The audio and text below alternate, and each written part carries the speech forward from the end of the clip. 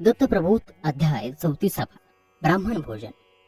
मागील अध्यायाच्या शेवटी दत्तात्रयानं सर्व ब्राह्मणांना भोजनासाठी निमंत्रण दिलं आणि स्नानसंध्या सर्व माध्यान्निक ओरकून येण्यास सांगितलं। सर्व ब्राह्मण आन्निक ओरकण्यासाठी नदीतीरी गेले। सुग्रण अनसूया स्वयंपाकाला बसले। कोणत्याही पदार्थाची कमतरता नव्हती। अन्नपूर्णा अनसूयेनं षड्रसयुक्त स्वादिष्ट पाकसिद्धी केली। पंचपक्वानं रांधली, त्यांचा सुगंध हवेत घमघमत होता। पाकसिद्धी झालेली पाहताच दुर्वास उठले।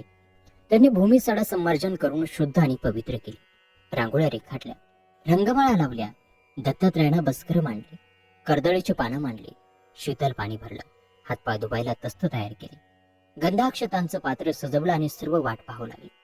शेवटी चंद्र नदी तीरावर गेला आणि सर्व ब्रह्मवृंदाला घेऊन आला। तिघांनी ब्राह्मणांचे पाय धुतले, गंधाक्षतांनी पूजा केली आणि पानावरती बसवलं।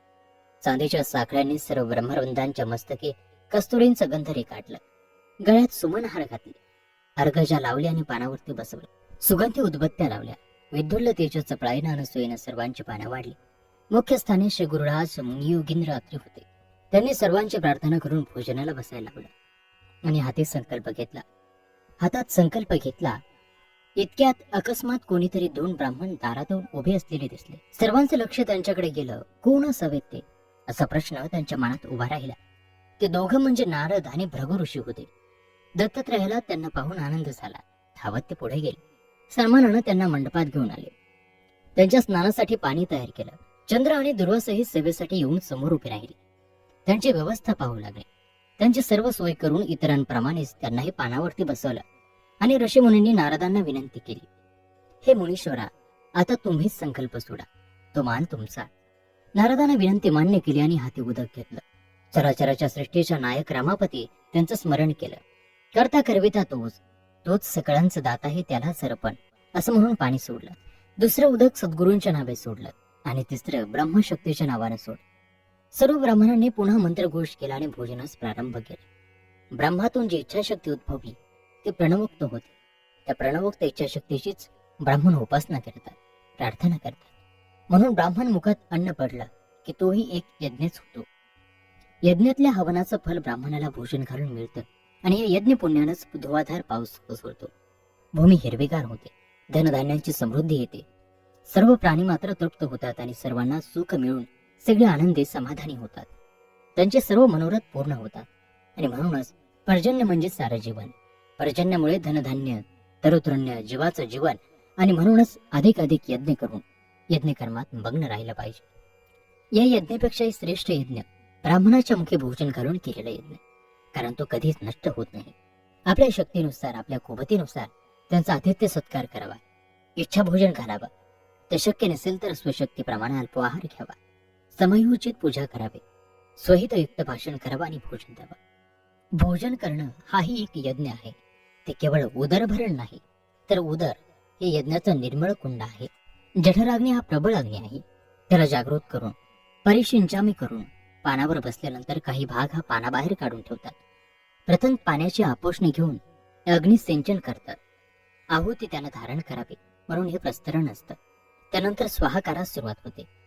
पंचप्राणाहुती घालतात, पण त्याआधी त्या स्थिर करून डोळ्यांना पाणी लावण्यात येतं।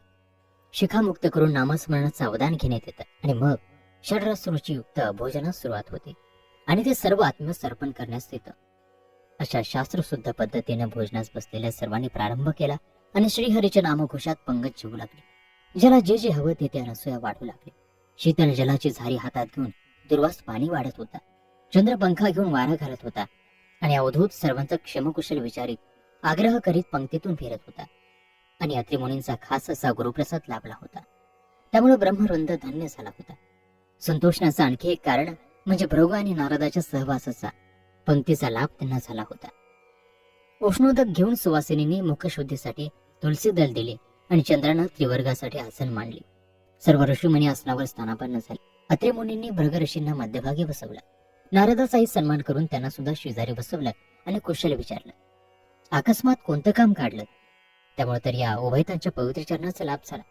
आश्रम पावन केलात, आज आमचं भाग्य उदयाला आलं। अत्रेंनी केलेल्या स्तुतीने भृगु महाराज संतोषले। ते म्हणाले, आजवर तुमची कीर्ती ऐकून होतो। याच बाजूने आम्ही चाललो होतो। कितीतरी दिवस वाटत होतं की आपल्याला भेटावं। अनसूया मातेच्या चरणाचं दर्शन घ्यावं. आपल्या सुलक्षणी जगदविख्यात सुपुत्राचंही कौतुक करावं. तो योग आज आला. सगळं पाहून मी धन्य झालो. अत्रि मुनी, आपला कृपानुग्रह ज्याच्यावरती होईल तो सदैव सुखी होईल. जन्म मरणांच्या फेऱ्यातून सुटेल. जो तुमचं स्मरण करील त्याचे सगळे दोष रानोमाळ पळतील. तुमच्या आश्रमाचं हे सारं वैभव असंच राहावं. दीनदलितांचं आश्रयस्थान बनव. हे अत्रि मुनी, आता मात्र आम्ही निघतो. असं म्हणून त्यांनी एकमेकांना दृढ आलिंगन दिला आणि निरोप घेतला. अनसूया मातेनं चंद्र, दुर्वास आणि दत्ताला जेवायला बोलावलं. त्यांना प्रेमानं जेवायला वाढलं.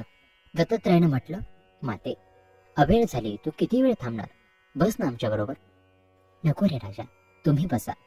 तुम्हाला पोटभर जेवताना मला फक्त बघायचं आहे. असं म्हणून अनसूयेनं त्यांचंही जेवण सागर संगीत केलं. तांबूल दिले आणि मग तिघेही वामकुक्षीसाठी पहुडले. सुखासनी निमग्न झाले. अशा प्रकारे सर्व सुखसोहळे श्री दत्तात्रयानं घडवून आणले. हा अविनाश तर खरा बोधाचा ओगरूच.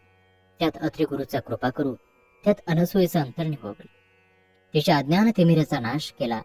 प्रबोध शस्त्र हाती धरलं. मलिन दुष्ट नष्टांचं दंडन केलं. मोह माया विकृती झाडून टाकली. लोभ विकारांचा नायनाट केला आणि जसं यदुरायाला सहस्रार्जुनाला उद्धरलं तसंच अनसूयेला तात्काळ मुक्त केलं. दत्तगुरु हा उभ्या जगाचा सनातन गुरु आहे. ज्याला पहिलं तरी जायचं आहे त्यानं अनन्य भावना त्याला शरण जावं आणि नरदेहाचं सार्थक करून घ्यावं. अशा प्रकारे श्री दत्त प्रबोध ग्रंथातील हा 34वा अध्याय या ठिकाणी समाप्त होत आहे. उर्वरित कथासार पुढील अध्यायात. तेव्हा पुढील अध्याय पाहायला विसरू नका.